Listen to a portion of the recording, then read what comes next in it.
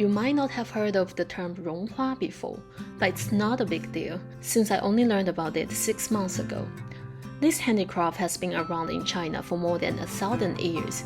In this episode, I will take you to visit the studio of one of the main Ronghua inheritors in Beijing.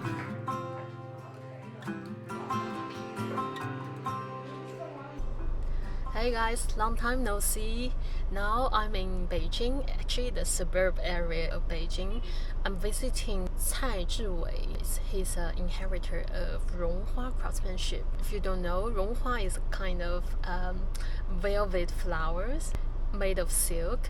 It's normally used for decorations or accessories. It's very fluffy, soft. That's why lots of people love it. I tried Ronghua last year for the first time. It was super difficult. I tried to make bamboo leaves and it was totally a disaster. The studio of Mr. Cai is located in Huaihua zone, which is around 60 kilometers away from the center of Beijing city. So I rented a car, as you can see, and drove for like 1 hour to reach this place.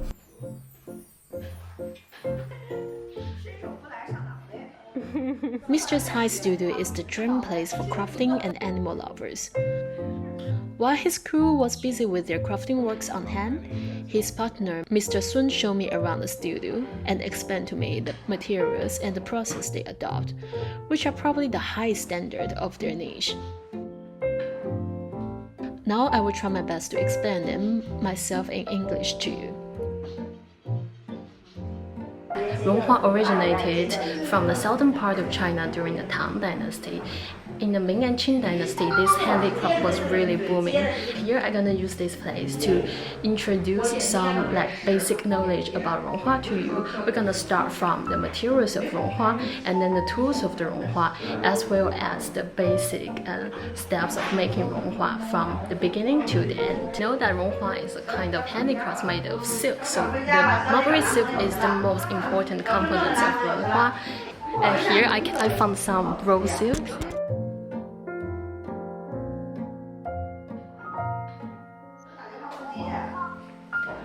And the rose silk will be dyed into different colors using the plant-based or mineral-based natural pigments like this one. And another important material is this kind of embroidery threads, I think. It's used to assemble the Ronghua during the last process. And the copper wire is the skeleton of Ronghua. It's used to attach the silk threads and allow the craftsman to manipulate the Ronghua, the body of Ronghua, into different shapes. See how the copper wire allows the silk threads to be tied tightly and form the shape. This is the unfinished part of 2 wood balls, one big and one small. The surface of the balls is slightly rough so that it can create the resistance when scrolling the balls. During the process, the copper wire loop of the Ronghua will be placed between the big balls and the small balls. There are loads of scissors here. You can see from the small ones to the big ones. The big ones are used to cut out the silk strips from the rank. And the small ones are used to trim the silk strips during the shaping process.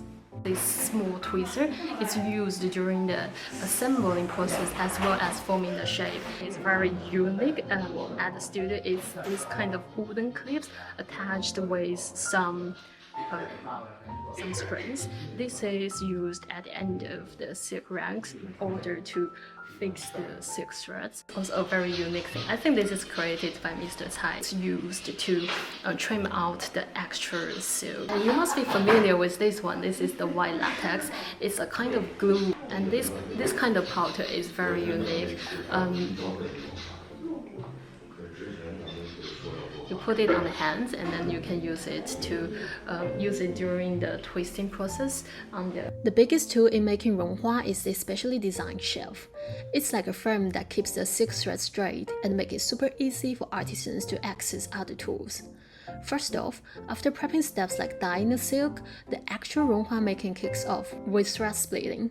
Artisans take big bunch of silk threads and turn them into smaller portions, arranging them in the desired color combo on the shelf to form what they call a silk rank. Sometimes they use a bristle brush to comb the threads multiple times to get that fluffy texture. Then comes tying the copper wire to the silk rank. Artisans fold the copper wire in half to make a long U shape, then quickly twist the button to make it tighter. They place the silk rank in the middle of this U shape and pinch both ends of the wire, twisting them in opposite direction.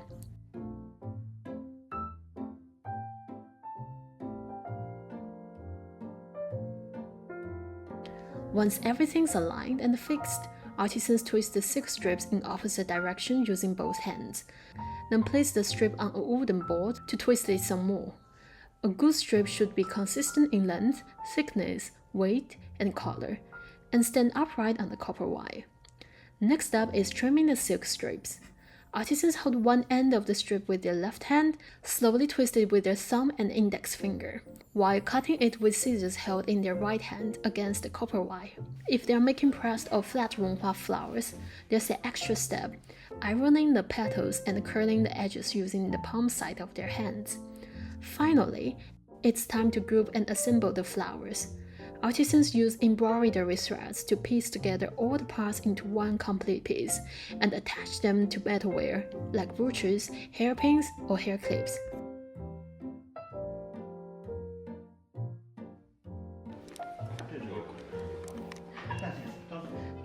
哇塞，你给我踩多少？ Mr. Cai is a fun person. After watching my failure video of making bamboo leaves, he even showed me how to make leaves with his expertise.